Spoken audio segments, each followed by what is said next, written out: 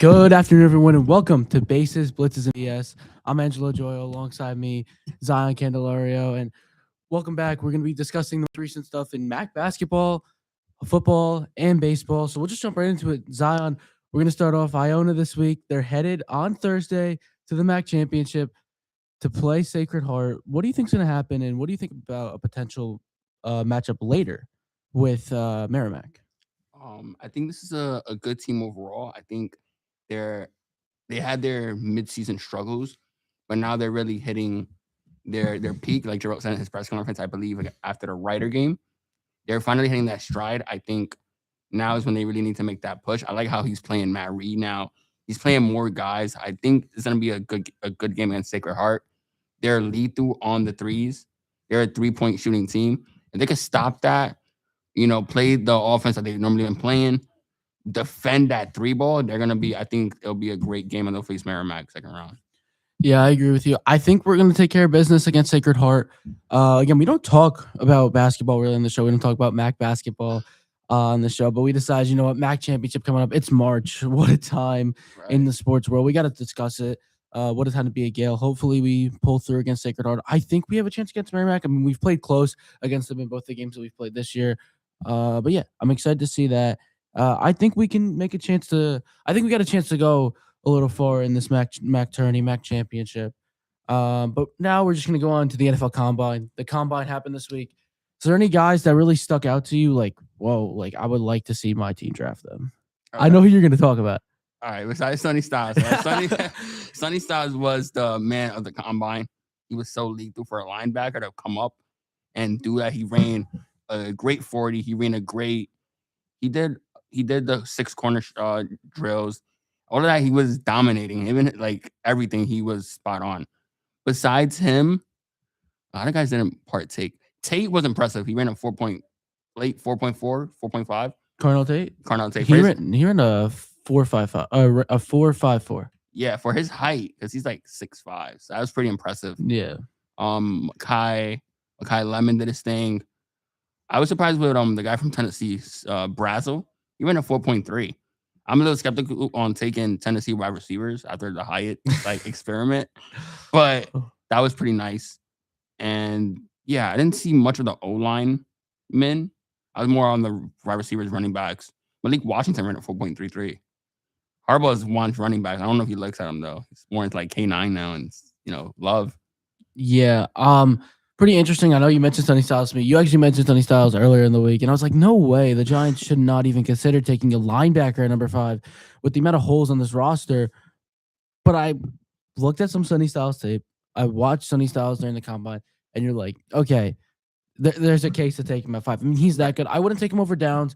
I really wouldn't take him over the chance to trade back. I think the chance to trade back is so good because there's so many good players in this draft at positions that are not a value. Like Jeremiah Love, Caleb Downs, and Sonny Styles, they're all like considered blue chip prospects. I'm not gonna lie, like they're close, but they play a position that is not that valuable. Running back isn't valuable. Safety, you can find a good safety for $7 million on the market, and same thing with linebacker.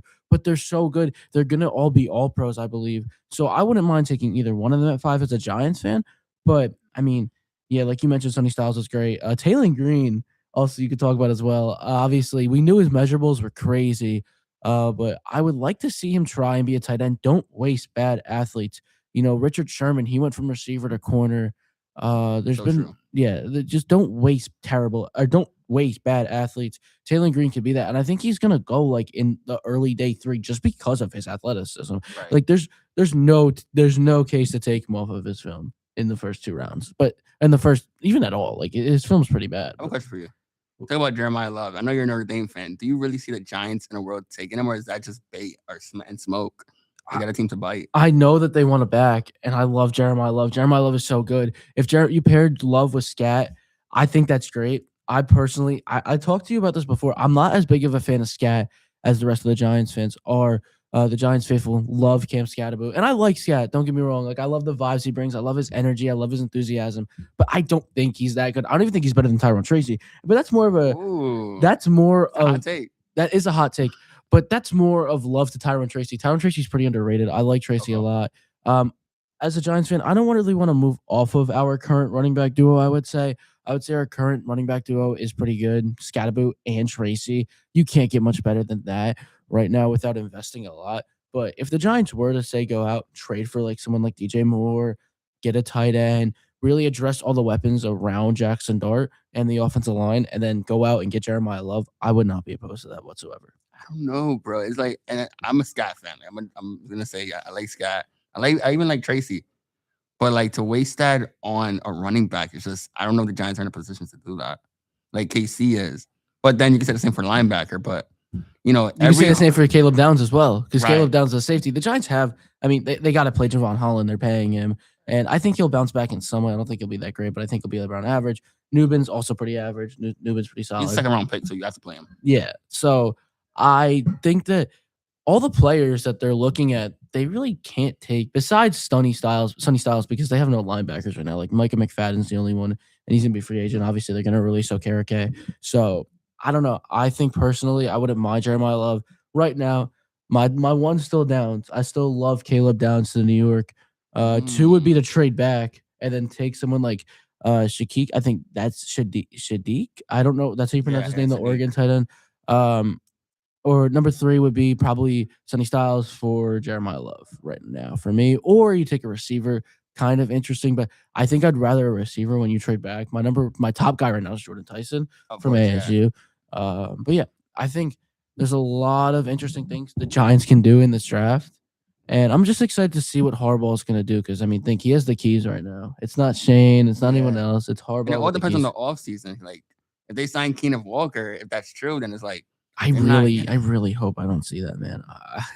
really. I do not want Kenneth Walker at all. You don't pay running backs. You That's don't true. pay running backs. If Joe Shane goes out 2 years after not paying Saquon Barkley $13 million and he goes out and he pays Kenneth Walker $14 million, I'm going to lose it. I promise you. There's no way at all the Giants can physically do that and Joe Shane actually live with himself and sleep at night. If he doesn't pay Saquon Barkley, lets him go to Philadelphia, not even transition tags him, lets him go to Philadelphia. Like he could have transition tagged him and ended up choosing where Saquon went. Like he could have said you could have gone to Chicago or Houston because those were in Saquon's top 3 destinations. He let him go to Philly, win a Super Bowl, and because he didn't want to pay him 12, 13 million.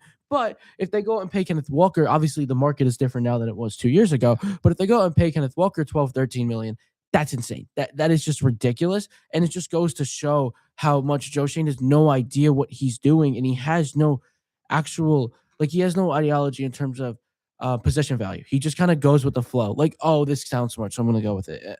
There's no way. If the Giants go out and they sign Kenneth Walker, I'm honestly out on the season. It's a hardball team, though. I mean, I wouldn't be out on it, but I would just question, like, why do that? Like, why pay $14 million when you need a tackle? You need Jermaine. Jermaine's like $20 million now. You need a receiver. So if a Pierce or a Dobbs is on the market, you can get him and the cap's going up. So I know cap's not an excuse, but being K9, I don't really know. If they go out and their only free agent weapon that they acquire, whether it's bringing back Wan'Dale Robinson or whatever, their only free agent weapon that they acquire is Kenneth Walker, I'm out on the season. I'm not too mad on Kenneth Walker, though. I like K9. K9 is good. He's a great player, but you don't pay running backs like that.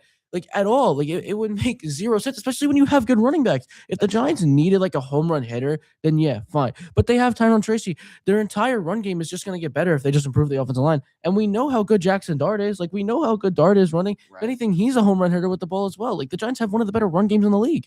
I don't see a reason to go out there and pay a running back, especially like Kenneth Walker. It makes no sense. Now, it's highly unlikely, I was reading, but if they pay Wan'Dale out, you're paying him $17 million, and that guy only won 1K season. Nah, I'm not doing that. I mean, I like Dale. Don't get me wrong. Wan'Dale's definitely nice.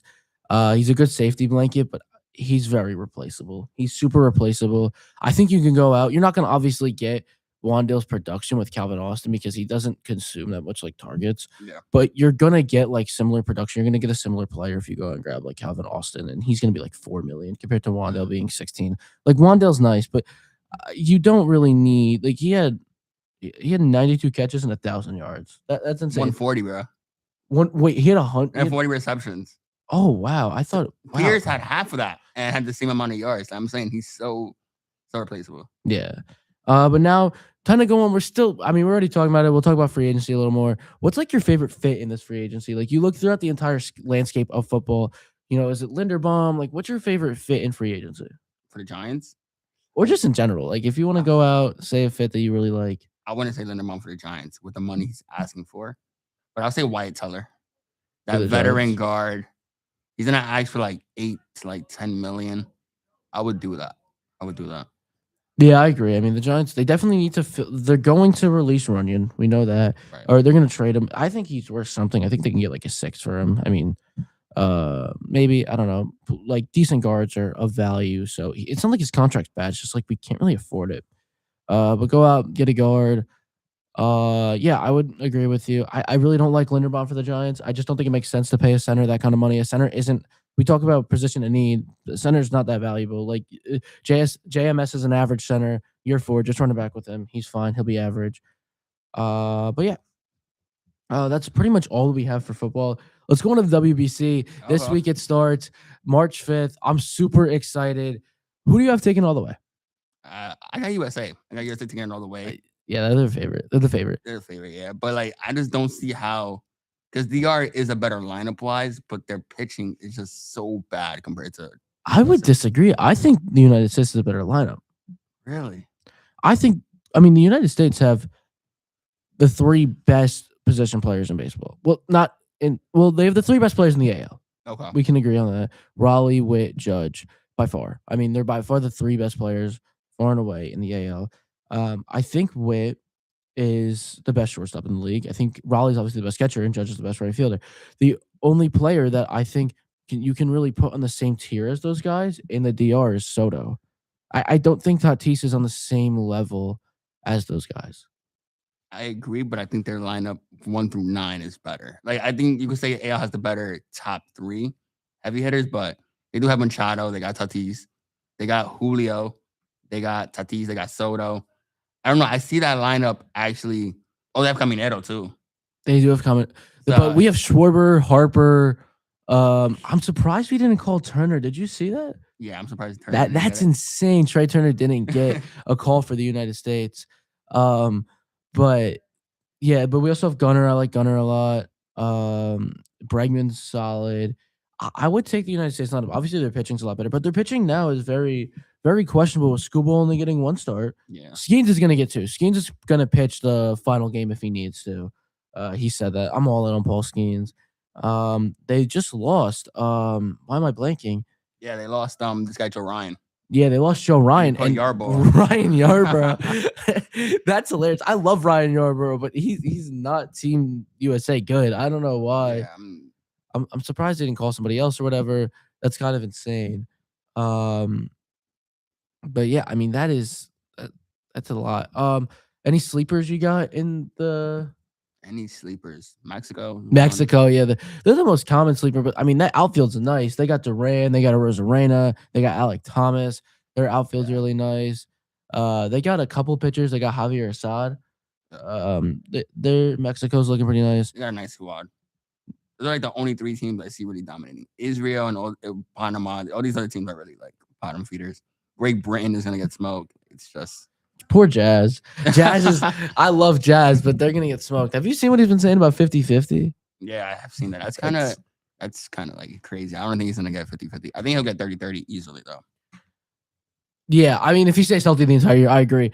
It just sucks that Puerto Rico also is so depleted this year. Yeah, like because they can't get Correa, Lindor, the insurance. Yeah, the insurance. And Bad Bunny actually offered to pay for it. I don't know if you saw that. Yeah, I did. That was dope. Yeah, but Lindor also got hurt in general. It wasn't like an insurance thing. He's out until opening day, I think. I think the Mets are just like they're done. They're done after the Diaz fiasco. Yeah, they're done with that. They're done. And I think a lot of teams they saw that and they're just done with it. Like Corbin Carroll, I think he has something in his wrist. Yeah, Corbin. That was a big loss for Team USA. It was. He got replaced with Roman, right? Yeah, I mean Roman Anthony's still very good. Yeah, I think he's still very good, but he's not Corbin Carroll.